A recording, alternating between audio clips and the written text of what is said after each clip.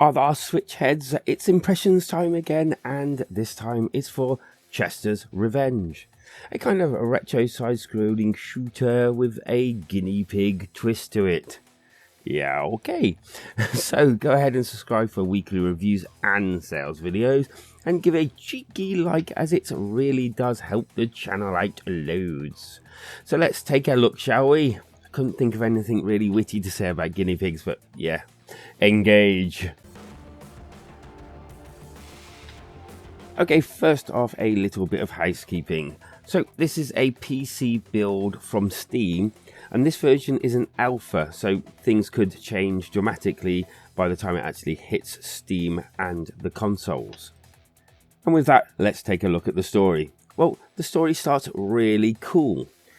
And now I'm going to kind of read a short blurb they have on the actual store, as it's kind of a familiar but unique in a way. Red Ralph took the sacred carrot and wiped out Chester's herd. Now, Chester must get revenge.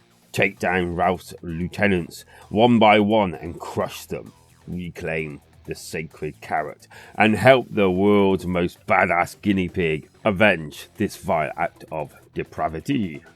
It certainly is a twist on the normal revenge story, and I like the fact that they have used an animal you don't see nearly enough in games. So as I mentioned, this is a platform shooter, and yeah, it has some neat little controls. So you basically got your left and right, which is pretty standard in games like this, and then you got your destroy the enemy button. I'll set everything ablaze! And that is how you get past them. So they come now and again, more frequently later on, but yeah, that's primarily what you use your dash button for, which is kind of handy, I suppose.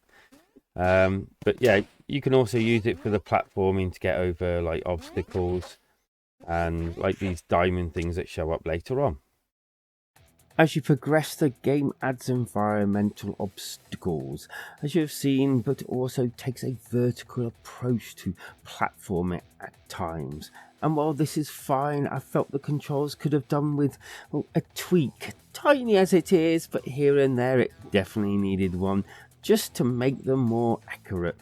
They felt a little floaty and hard to land pinpoint platformings, although this is an alpha, so hopefully this will be all tweaked out before it's released. Apart from this, the platforming felt fine, with you having to jump and dash, and at times dash to avoid fire attacks. As far as obstacles, you've got these here, which are kind of, if you hit them, you die, so don't hit them. But yeah, this is more where the dash button comes in useful, because you'll definitely start to use them to get past these little obstacles, and also those flame things I mentioned before. It's definitely got its rhythm to it, like things like that. Definitely wouldn't be able to get over these as easy without a dash button. And there's another one of them. Interesting enough, he keeps coming out with different slogans every time he fires one of those, and yeah, it's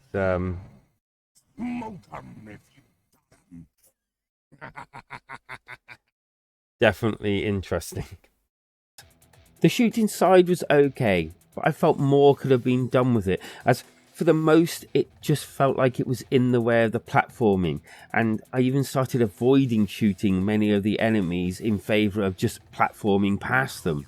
Also, different weapons as you went on, even earlier on in the game, would have kind of helped pick it up a little bit, even if these were special weapons that you just have for a little time or so. I also felt like, I don't know, there was no reason to shoot the enemies if I could just go past them. Maybe giving it a reason, or, you know, you have to shoot a certain amount in order to get a better weapon or something, I don't know, but something needed to be done to give me a reason to do that. Otherwise, half these enemies just really don't have a reason to be there. The same can be pretty well stated for the environmental obstacles.